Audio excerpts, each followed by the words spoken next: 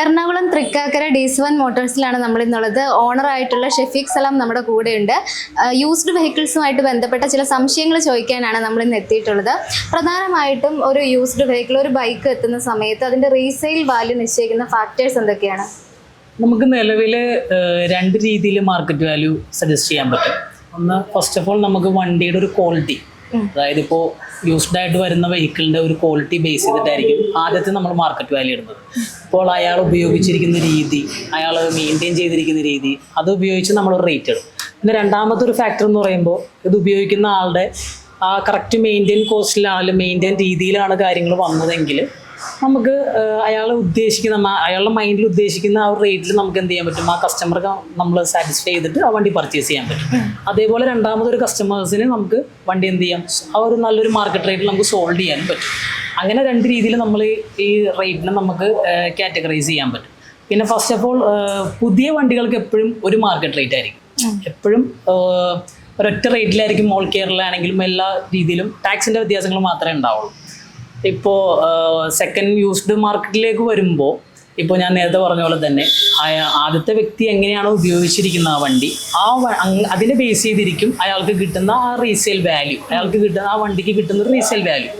പിന്നെ അതേപോലെ തന്നെ നമ്മൾ പർച്ചേസ് ചെയ്യുന്ന സമയത്ത് ആ ഒരു നമ്മുടെ ഏകദേശം എല്ലാം മീറ്റ് ചെയ്യുന്ന, അതായത് ആ വണ്ടിക്ക് തക്കതായിട്ടുള്ള നമ്മൾ നോക്കുന്ന എല്ലാ രീതിയിലുള്ള സ്റ്റെപ്സും കവർ ചെയ്ത് വരുവാണെങ്കിൽ നമുക്ക് ഏകദേശം നല്ലൊരു റേറ്റിൽ തന്നെ ആ വണ്ടി പർച്ചേസ് ചെയ്യാൻ പറ്റും. അതായത് നമ്മൾ എൻജിൻ ഭാഗം നോക്കും, ബ്രേക്സ്, അതേപോലെ ക്ലച്ച്, പിന്നെ അതുമായിട്ട് വണ്ടിയുടെ body quality, painting quality, scratches, കാര്യങ്ങൾ. പല രീതിയിലുള്ള ആൾക്കാർക്ക് പല രീതിയിലുള്ള യൂസ് ആയിരിക്കും. ചിലപ്പോൾ റഫായിട്ട് ഉപയോഗിക്കുന്ന ആൾക്കാരുണ്ടാവും, ചിലപ്പോൾ അത് കറക്റ്റ് ചെയ്ത് മന്ത്ലി മെയിൻറ്റെയിൻ ചെയ്ത് പോകുന്ന ആൾക്കാരുണ്ടാവും. പലരും പല രീതിയിലാണ് അവരുടെ വണ്ടികൾ ഉപയോഗിക്കുന്നത്. നമുക്ക് ഒരിക്കലും ഒരു പേഴ്സണലായിട്ട് അതിന് പെർസ്പെക്റ്റീവ് ചെയ്യാൻ പറ്റില്ല.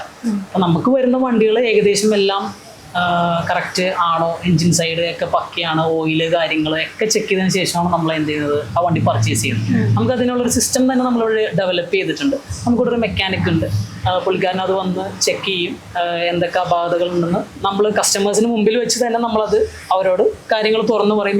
ഈ വണ്ടിക്ക് ഇത്ര പ്രശ്നങ്ങളുണ്ട്, ഇത്ര കാര്യങ്ങൾ നമുക്ക് ചെയ്തെടുക്കാനുണ്ട്. അപ്പം നമ്മൾ ഷോറൂമായിട്ടിരിക്കുമ്പോൾ നമ്മൾക്കൊരു വ്യക്തിക്ക് ഒരു ഗ്യാരണ്ടി, അതായത് ഇപ്പോൾ നമ്മളൊരു വണ്ടി കൊടുക്കുമ്പോൾ അയാൾക്കൊരു ഗ്യാരണ്ടി കൊടുക്കണമെങ്കിൽ പേഴ്സണലി നമുക്കൊരു ഗ്യാരണ്ടി ഉണ്ടാവണം ആ വണ്ടിയിൽ. അപ്പം നമ്മളത് മെയിൻറ്റെയിൻ ചെയ്തതിന് ശേഷം മാത്രമേ നമ്മൾ വണ്ടി പർച്ചേസ് ചെയ്യാറുള്ളൂ, വിൽക്കാറുള്ളൂ. അതുകൊണ്ട് നമുക്ക് ഏകദേശം വരുന്ന വണ്ടികളാണെങ്കിൽ, കൊടുക്കുന്ന വണ്ടികളാണെങ്കിൽ നമുക്ക് ഗ്യാരണ്ടി പറഞ്ഞ് കസ്റ്റമേഴ്സിനെ എത്തിക്കാൻ പറ്റും. അതേപോലെ തന്നെ മാർക്കറ്റ് വാല്യൂവിൽ ഇപ്പോൾ ഒരു മീഡിയം രീതിയിലുള്ള അത്യാവശ്യം സ്ക്രാച്ചസും, അതിപ്പോൾ നമുക്ക് മെയിൻറ്റെയിൻ ചെയ്ത് കൊടുക്കാൻ പറ്റുന്ന കാര്യങ്ങൾ നമ്മൾ ഇവിടുന്ന് ചെയ്ത് കൊടുക്കും. അല്ലാത്ത വരുന്ന വണ്ടികൾക്ക് ഇപ്പോൾ 2023 വരുന്ന മോഡൽ വണ്ടികൾ രണ്ട് രീതിയിലുണ്ടാവും. ഒന്ന് ഞാൻ ഈ പറഞ്ഞ പോലെ ബോഡിയിൽ സ്ക്രാച്ചസ്, അല്ലെങ്കിൽ അയാൾ കറക്റ്റായിട്ട് മെയിൻറ്റെയിൻ ചെയ്യാതെ പോകുന്ന കാര്യങ്ങൾ, അതൊക്കെ ചെയ്യാതെ വരുമ്പോൾ അയാൾക്ക് നമുക്ക് ആ കൊടുക്കുന്ന വണ്ടിയിലും നമ്മൾ ചെറുതായിട്ട് എന്ത് ചെയ്യും, റേറ്റ് നെഗോഷിയേറ്റ് ചെയ്ത് കസ്റ്റമേഴ്സിന് കൊടുക്കും. അവർക്ക് ചെയ്തെടുക്കാൻ പറ്റുമെങ്കിൽ ചെയ്തെടുക്കാം എന്നുള്ള രീതിയിൽ നമ്മൾ നെഗോഷിയേറ്റ് ചെയ്ത് കൊടുക്കും. അതേപോലെ 2024 മോഡൽ വണ്ടികൾ സ്ക്രാച്ചസ് ഒന്നും ഇല്ലാതെ കറക്റ്റ് പക്ക മെയിൻറ്റെയിൻ ചെയ്ത് വരുന്ന വണ്ടികൾക്ക് എടുക്കുന്ന കസ്റ്റമേഴ്സിന് ഒന്നും ചെയ്യേണ്ടി വരില്ല.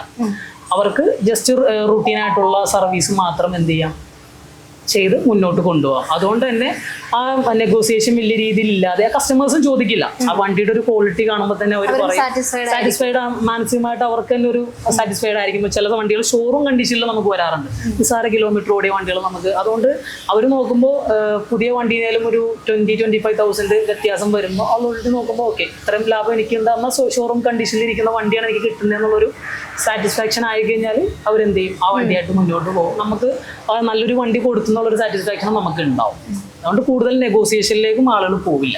അപ്പോൾ അതുപോലെ തന്നെ ഒരു പുതിയ വണ്ടി ഇവിടെ നിന്ന്, അതായത് പുതിയെന്ന് വെച്ചാൽ യൂസ്ഡ് വെഹിക്കിൾ ഇവിടെ നിന്ന് എടുക്കുകയാണ്, അങ്ങനെയാണെന്നുണ്ടെങ്കിൽ അതിന് ശേഷമുള്ള സർവീസോ മെയിൻ്റനൻസോ അങ്ങനെ എന്തെങ്കിലും പ്രൊവൈഡ് ചെയ്യുന്നുണ്ടോ? ഞാൻ നേരത്തെ പറഞ്ഞ പോലെ തന്നെ നമുക്ക് ഏകദേശം നമ്മളിവിടുന്ന് ഏകദേശം ഒരു 1 മന്തോളം എൻജിൻ വാറണ്ടി നമ്മൾ പ്രൊവൈഡ് ചെയ്യുന്നുണ്ട്. നമ്മൾ ഇത്രയും സ്റ്റെപ്സ് ഫോളോ ചെയ്ത് വണ്ടി പർച്ചേസ് ചെയ്യുന്നതുകൊണ്ട് തന്നെ നമുക്ക് ഗ്യാരണ്ടി പറഞ്ഞ കസ്റ്റമേഴ്സിനോട് ഇന്ന ഒരു മാസത്തേക്ക് നിങ്ങൾക്ക് ചെക്കിംഗ് വാറണ്ടി എടുക്കാം.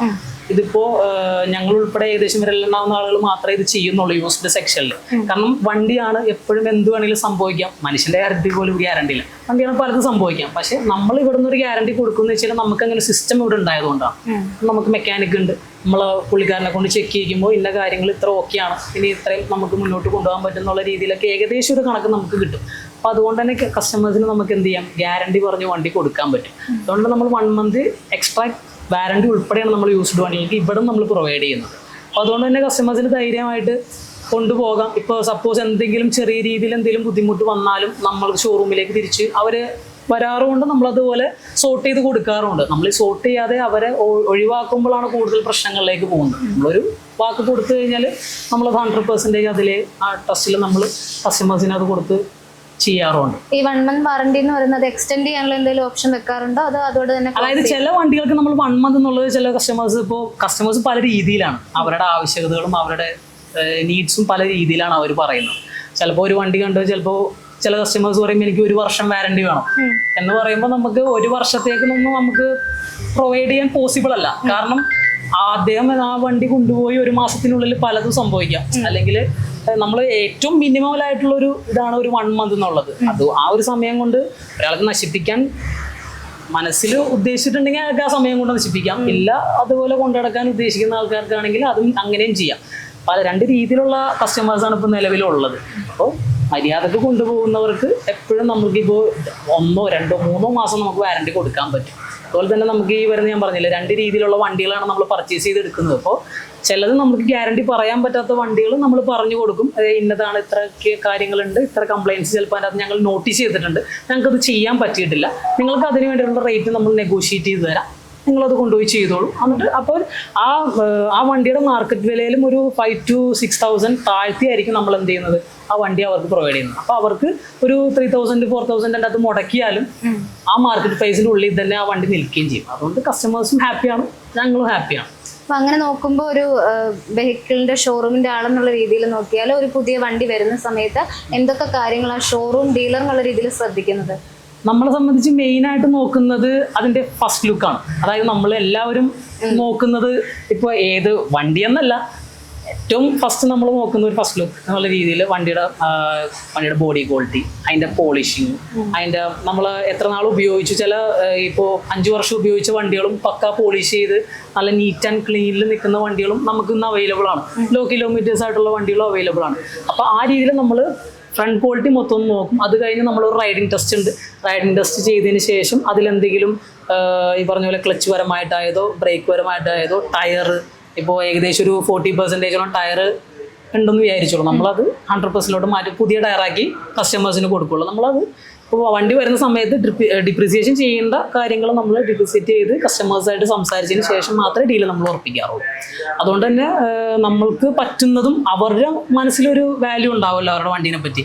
ഇപ്പം ചില കസ്റ്റമേഴ്സ് നമ്മളോട് ഇങ്ങനെ പറയും, ബ്രോ നമുക്ക് ഇതാണ് എൻ്റെ കണ്ടീഷൻ, വണ്ടിയുടെ കണ്ടീഷൻ എനിക്കറിയാം, പേഴ്സണലി എനിക്കറിയാം, ഈ വണ്ടി ഇങ്ങനെ ഇത്രയാണ് എന്ന് പറയുമ്പോൾ നമുക്ക് കൂടുതൽ കമ്മ്യൂണിക്കേറ്റ് ചെയ്യാൻ എളുപ്പമാണ്. കാരണം ഒരുപാട് പേരെല്ലാം തുറന്നു പറയണമെന്നൊന്നുമില്ല. അതായത് അവരുടെ നീഡ്സ് കൊണ്ട് അവർ വണ്ടി കൊണ്ടൊന്ന് വിറ്റ് അവർക്ക് പേയ്മെൻ്റ് ആണ് മെയിനായിട്ട് വേണ്ടത്. അവരുടെ വണ്ടി പോവുക, പേയ്മെൻറ്റ് വരാം. പക്ഷെ നമ്മളെ സംബന്ധിച്ച് നമ്മളത് റീസെല് ചെയ്യുന്ന വ്യക്തികളാണ്. അപ്പോൾ ആ വണ്ടി എടുത്തതിന് ശേഷം അതിൻ്റെ A to Z കാര്യങ്ങൾ നോക്കിയില്ല എന്നാണെങ്കിൽ നമുക്ക് ഈ കൊടുക്കുന്ന വ്യക്തിക്ക് ഒരു കാരണവശാലും നമുക്ക് ഗ്യാരണ്ടി പറഞ്ഞ് ആ വണ്ടി കൊടുക്കാൻ കഴിയില്ല.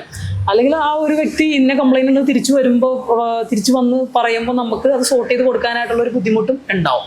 എപ്പോഴും നമ്മൾ അത്രയും കാര്യങ്ങൾ നോക്കിയിട്ടാണ് വണ്ടി പർച്ചേസ് ചെയ്യുന്നത്. അതുകൊണ്ട് ഇതുവരെ നമുക്ക് കൊടുക്കലിലാണെങ്കിലും വാങ്ങലിലാണെങ്കിലും 100% ജെന്യൂനിറ്റി മെയിൻറ്റെയിൻ ചെയ്ത് പോകാൻ പറ്റിയിട്ടുണ്ട്.